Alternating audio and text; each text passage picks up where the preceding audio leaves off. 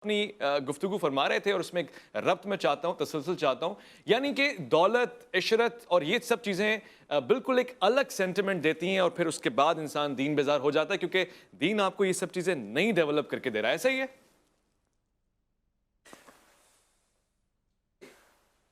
نہیں سر، بالکل بھی ایسا نہیں ہے. میں آپ کو بتا رہا تھا کہ ہماری جو کیمسٹری ہے نا، اس کا ایک پرائم کیمیکل ہے، اس کو سیروٹونن بولتے ہیں. سیروٹونن ہائرارکی آف کمپیٹنس کو سیٹ کرتا ہے. آپ پھر اس گیم کو لائف سٹائل بناتے ہیں جس گیم کو ماں باپ نے پرائم ڈکلیئر کر دیا، پرائمری، کہ بھائی یہ ہے دنیا میں آنے کا مقصد و مصرف.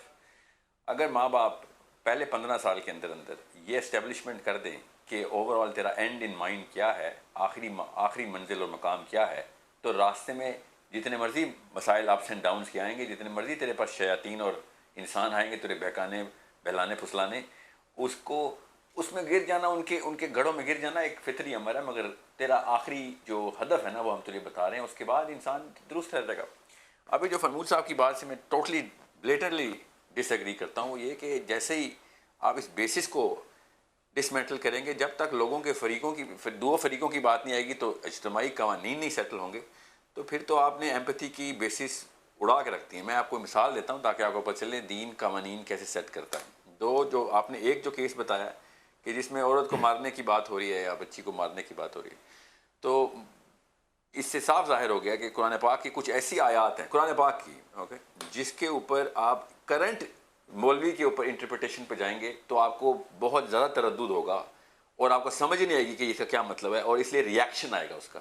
میں اس لیے اس انٹرپریٹیشن کے خلاف ہوں. مگر اس آیت کو بلیٹنٹلی ریفیوز کر دینا کہ جس میں سورۃ طلاق کی آیتیں اور جو آپ نے ابھی آیت بتائی سورۃ نساء کی، ان آیتوں کو نہیں ہم ریفیوٹ کر سکتے. اب تیسری بات جو میں جلدی سے بتا دوں کیونکہ پچھلی دفعہ میری بات نہیں پوری ہو سکی تھی. آپ کی چھوٹی بیٹی اگر میرے سامنے کوئی بندہ اغوا کر رہا ہو تو میرے پہ یہ فرض کیوں ہے کہ میں اس کو بچاؤں؟ یہ دنیا کا کون سا قانون ہے جو میرے پہ فرض کر دیتا ہے؟ آپ موجود نہیں، آپ دفتر میں ہیں. یہ میرے اندر، میرے اللہ تعالیٰ نے خدا داد انیٹزم کے اندر ایمپتھی کی سینس ڈالی ہوئی ہے. اور وہ آپ نے جب دو فریقوں کو ٹھہرایا ہے نا اجتماعیت کے اندر، تو یہ والا کیس کور نہیں ہوتا دو فریقوں میں، because you can not force a man to be good, but Islam forces a man to be good. اور قرآن پاک اور سنت اور سیرہ اور صحابہ والنٹیئر کر کے جو نیکی کی تعلیم اور تقریب کر رہے تھے، کوئی احسان نہیں کر رہے تھے. نعوذ باللہ، صحابہ کی بات کر رہا ہوں کہ وہ ان کا فرض تھا. وہ اللہ تعالیٰ نے اس بیسس کے اوپر دنیا کو اسٹیبلش کر دیا. نبی علیہ السلام نے یہ بات احسان کے اندر بتا دی ہمیں کہ اگر تم اس کو قانون کے اندر ڈال دو گے، ٹھیک ہے، کیونکہ اللہ کے اوپر نہیں کوئی احسان کر سکتا، اگر تم اس کو قانون میں ڈال دو گے تو یہ بیسس آف اسٹیبلشمنٹ آف عرفان اللہ to the lowest common denominator ہوگی. ہائیسٹ کامن ڈینومینیٹر تو خود ہی پہنچ جاتا ہے اللہ تک، سوچ کے کتابیں پڑھ کے. وہ جو عام سا بندہ ہے جو لوئسٹ کامن ڈینومینیٹر ہے، اس کے تزکیہ نفس کا کیا ہوگا، اس کا وہ جو ہے نا تزکیہ، اس کی کلینزنگ کیسے کون کر رہا ہے؟ اس کے لیے پولیٹیکل امپلیمنٹیشن بہت ضروری ہے. اب رہی بات آخری نقطہ جس کے اوپر میں ساری کی ساری جو پریمس ہے نا، اس کی وجہ سے میری ڈسوننس کریٹ ہو گئی ہے کہ اگر ہم یہ سوچتے ہیں کہ صرف اجتماعی قوانین ہیں تو پھر تو قرآن پاک نے، مطلب ہم کیسے رب کو مان رہے ہیں کہ اس نے انفرادی قوانین بھی دے دیے، اجتماعی قوانین بھی دے دیے اور ایز اے لا دے دیے.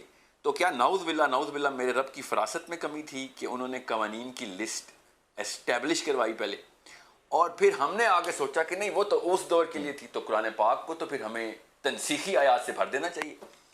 کیونکہ میں ابھی آپ کو بتاتا ہوں ایک کیس اسٹڈی، آپ نے بھی لڑکی کو مارنے کی بات کی ہے، which of course every Muslim is against by the way, کہ کس طریقے سے اس کو امپلیمنٹ کرنا ہے، اس کی انٹرپریٹیشن کی بات ہے. مگر ابھی بہت بڑا کیس چائلڈ میرج کا کھلنے والا ہے. ابھی آپ کو پاکستان میں نہیں پتا، مجھے پتا ہے، ابھی آئے گا یورپ سے، اور قرآن پاک سے وہ آیت بتائیں گے کہ اگر ایک بچی کے حیض نہیں شروع ہوئے ہوئے اور وہ آپ کے نکاح میں شامل ہے تو اس کے ساتھ کس طریقے کی ٹریٹمنٹ کرنی ہے. آپ کے تو کانوں سے دھوئیں نکل جانے اس بات پہ. تو پھر تو میں قرآن پاک کی آیتیں ڈیلیٹ کرنا شروع کر دوں گا نا. ٹھیک ہے فرنود صاحب، آپ بات فرما رہے ہیں نا.